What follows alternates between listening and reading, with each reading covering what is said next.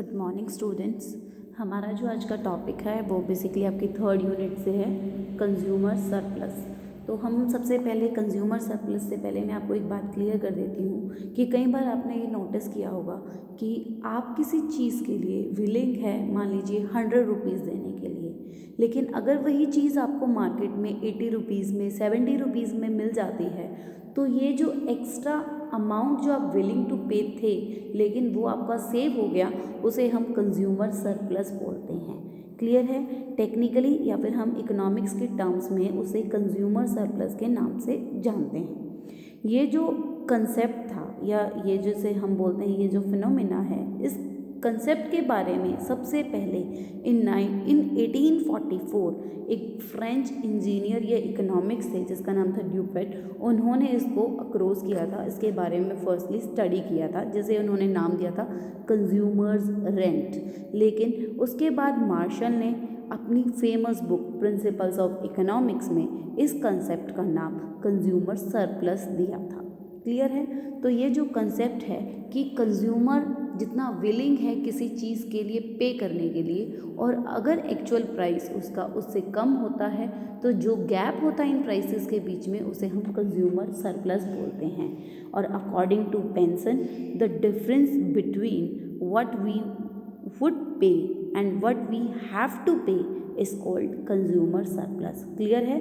Samuelson ने भी इसके लिए बोला है, there is always a sort of gap, कि यहाँ पर हमेशा एक गैप होता है between total utility and total market value.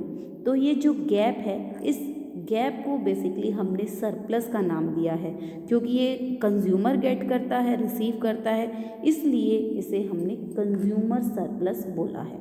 अब बात आती है कि कंज्यूमर सरप्लस को हम कैसे मेजर्स कर सकते हैं। तो इसकी मेजरमेंट के लिए बेसिकली आपके पास दो अप्रोच आती हैं।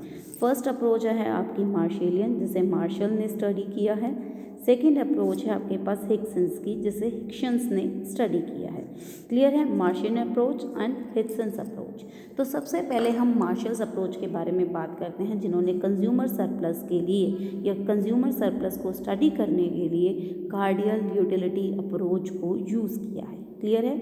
डॉक्टर मार्शल ने किसे यूज़ किया है? कार्डिनल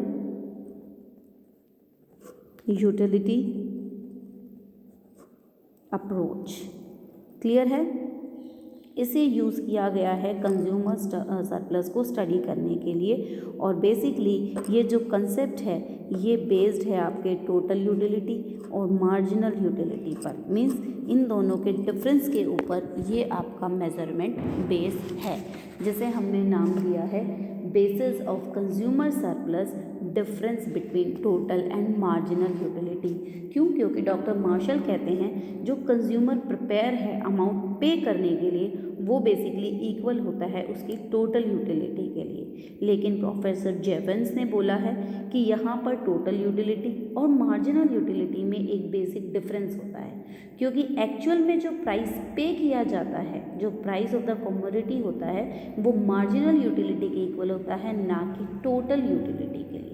क्लियर है ये बात? तो यहाँ पर इस चीज़ का डिफरेंस करना बहुत ज़्यादा ज़रूरी है कि टोटल यूटिलिटी और मार्जिनल यूटिलिटी में किस तरीके से डिफरेंस हो सकता है, क्योंकि ये कहते हैं कि जो डिमिनिशिंग मार्जिनल यूटिलिटी का लॉ है उसके अकॉर्डिंग जो यूटिलिटी हमें मार्जिनल यूनिट से मिलती है, लास्ट मार्जिनल यूनिट से मिलती है, और जो यूटिलिटी हमें मार्जिनल यूटिलिटी की पहले यूनिट से मिलती है, वो हमेशा ज़्यादा होती है लास्ट मार्जिनल यूनिट से मिलने वाली मार्जिनल यूटिलिटी से।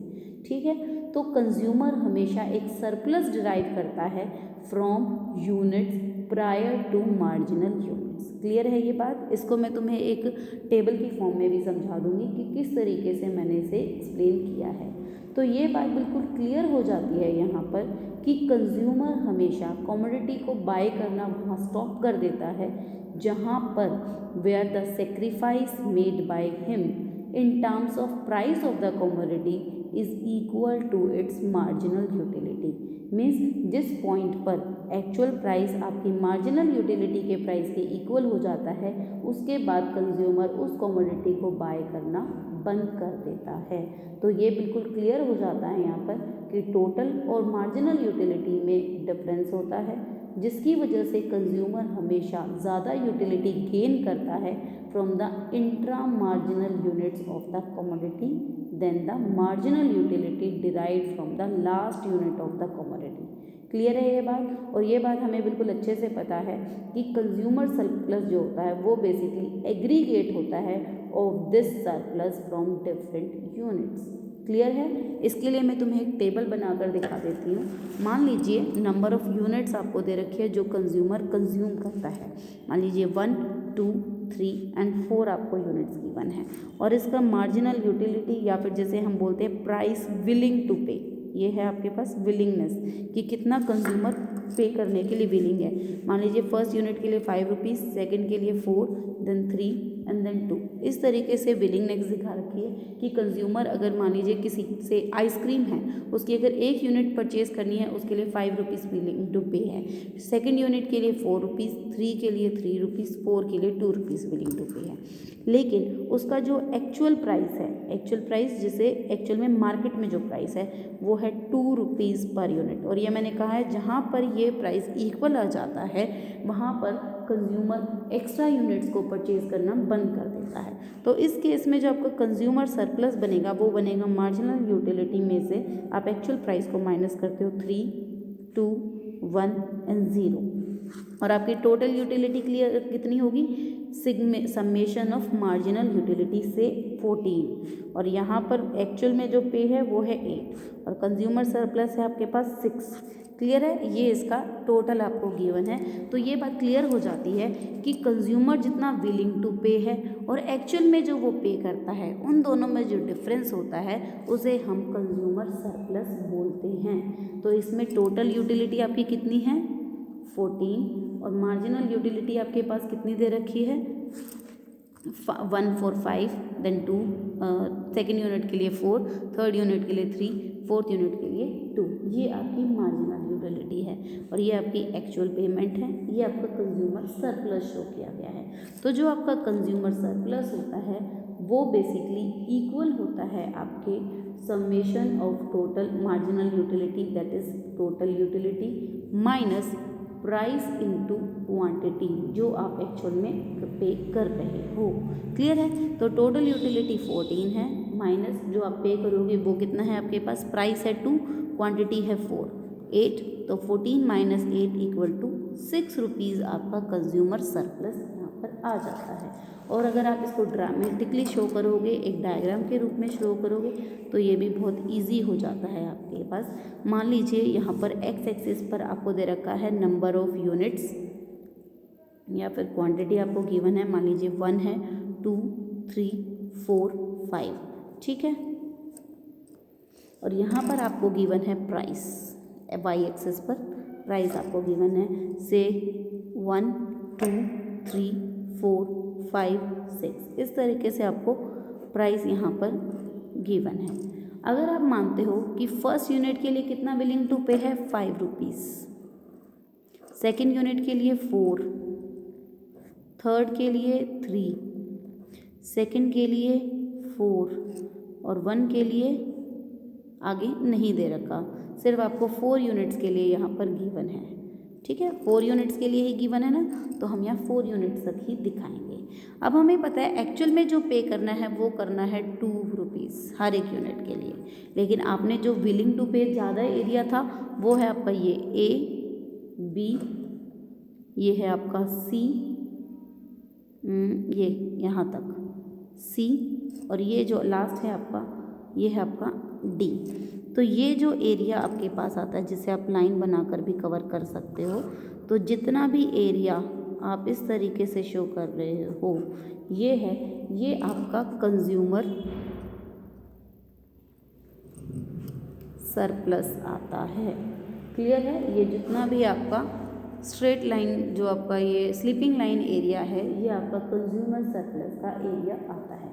अब आता है कि आपके पास कि कंज्यूमर सरप्लस जो है बेसिकली इसमें हमने जो मेज़र किया है वो किस तरीके से मेज़र किया है। एक तो आपके डिमांड कर्व से हमने मेज़र किया है इसको, और दूसरा आता है आपका प्राइस जो अबव आता है, अबव द प्राइस जो आपका एरिया है वो हमने लिया है।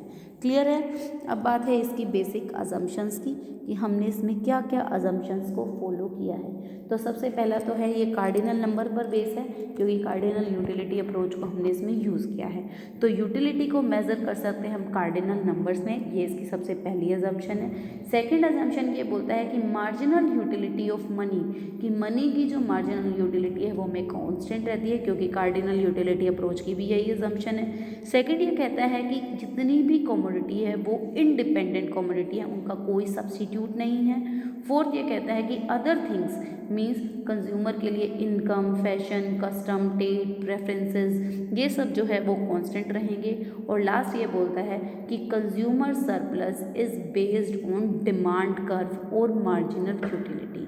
तो जितनी भी अजम्पशंस हैं, अजम्पशन ऑफ डिमांड कर्व, वो भी इसके ऊपर अप्लाई होंगी। ये इसकी कुछ बेसिक अजम्पशंस हैं, जिसकी वजह से ये बोलते हैं कि कंज्यूमर सरप्लस बेसिकली डिफरेंस है आपके टोटल और मार्जिनल यूटिलिटी का। ठीक है। अब बात आती है अगर प्राइस राइज होता है, हमने इसमें प्राइस को राइज ही किया है कि 2 से 3 हो जाता है, तो हमारी जो कंज्यूमर के सरप्लस का एरिया है वो बेसिकली कम हो जाएगा, जिसको हम कैसे शो कर सकते हैं। तो अब बात आती है आपके पास price rise and consumer surplus. अगर हमारा प्राइस राइज हो जाता है तो कंज्यूमर सरप्लस को आप कैसे मेज़र करोगे। तो यहाँ पर एक बात बिल्कुल क्लियर होनी चाहिए कि ये हम मेंशन कर चुके हैं कि जैसे जैसे प्राइस राइज होता है वैसे वैसे आपके कंज्यूमर का जो सरप्लस है वो डिक्लाइन होता है। क्लियर है। और इसको हम एक एग्जाम्पल के थ्रू शो कर सकते हैं। मान लीजिए आपके पास टेलीफोन सिस्टम है जिसके लिए आप एक रेंट देते हो और टेलीफोन सर्विसेज लेते हो। अगर टेलीफोन डिपार्टमेंट अपने रेंट को राइज कर देता है तो कंज्यूमर का जो सरप्लस है वो रिड्यूस हो जाएगा। ठीक है। और आपको लेस बेनिफिट मिलेंगे, जिसे हम एक फिगर के थ्रू, डायग्राम के थ्रू एक्सप्लेन कर सकते हैं। मान लीजिए आपको ये डायग्राम गिवन है जिसमें एक्स एक्सिस पर दिखाई गई हैं टेलीफोन की सर्विसेज और वाई एक्सिस पर दिखाया गया इसका प्राइस, या फिर जैसे हम बोलते हैं रेंट। ठीक है। और इसके लिए एक डिमांड कर्व आपको गिवन है इस तरीके से, जिसे हमने नाम दिया है क्यू क्यू। क्लियर है। अब यहाँ पर आपके जो एक्स एक्सिस पर जो सर्विसेज दे रखी हैं और वाई एक्सिस पर आपको प्राइस या फिर रेंट दे रखा है, और ये यहाँ पर समथिंग कट होता है जिसे हमने बोला है ओ क्यू। सर्विसेज के लिए आप जो प्राइस दे रहे हो वो है आपका ये पी वाला एरिया, ओ पी। क्लियर है। ओ पी प्राइस आप पे कर रहे हो अगर आपको ओ क्यू टेलीफोन सर्विसेज को यूज़ करना है। और ये जो एरिया आता है आपके पास, जितना भी ये शेडेड एरिया है, ये है कंज्यूमर सरप्लस। लेकिन अगर आपकी ये टेलीफोन सिस्टम, टेलीफोन डिपार्टमेंट इस सर्विसेज को यूज़ करने के लिए प्राइस को राइज कर देती है, OP से OP1 कर देती है, तो कितनी सर्विसेज आप गेन करोगे वो आपको यहाँ से पता लग रहा है। अगर आपका प्राइस राइज हो जाएगा तो सर्विसेज आपको कम यूज़ करने को मिलेगी। ठीक है। तो प्राइस के राइज होने की वजह से और जो ये शेडेड एरिया है ये भी आपका कम हो जाएगा जो कि पहले ज़्यादा था। तो ये शो करता है प्राइस के राइज होने की वजह से कंज्यूमर सरप्लस कम गेन करता है और वो जो एरिया था वो आप लॉस कर देते हो। यही वाइस वर्सा है, वाइस वर्सा कहा जाता है। अगर आपका प्राइस लो हो जाता है तो आपको सर्विसेज ज़्यादा मिलेंगी और कंज्यूमर सरप्लस ज़्यादा हो जाएगा। क्लियर है आपको ये बात। ये बहुत ही इजी तरीका है इसको शो करने का।